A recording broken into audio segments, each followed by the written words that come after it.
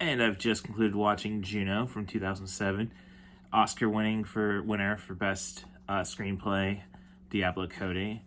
With that kind of screenplay, though, it seems a little too smart for the dialogue that high schoolers are saying to each other. It can get all kind of weird. I have influences who didn't like Death Proof because that's not how women talk to each other. So, I think if it was a little more demented, say like Heather's, the dialogue would be more appropriate, and I can see why Jennifer's Body, another Diablo Cody script, is getting so much more reassessment and love than Juno, because it's a horror movie. And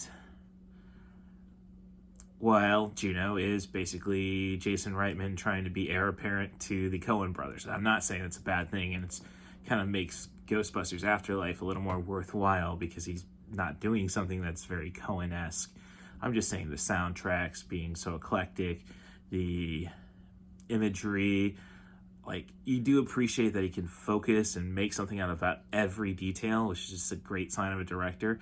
And I can't say that, even with Jennifer's Body, that was accomplished.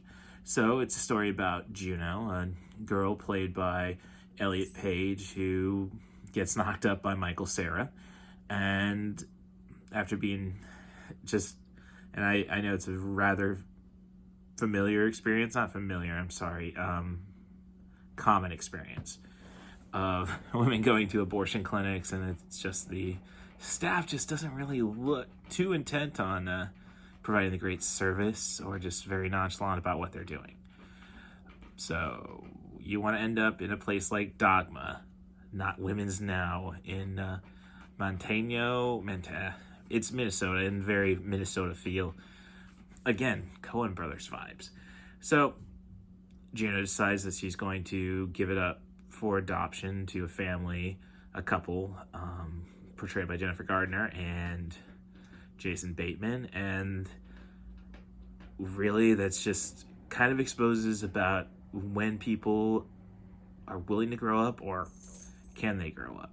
It's got a great supporting cast. I mean, Allison Janney, what is his name? He plays, can't believe, Farmers Insurance guy. J.K. Simmons. Thank God I had the box in front of me. So, I mean, it's just a fun, sweet little movie, and it is moving. I'm not even gonna, I guess for me being 40s and trying my best to talk like that, it kind of hits me. So,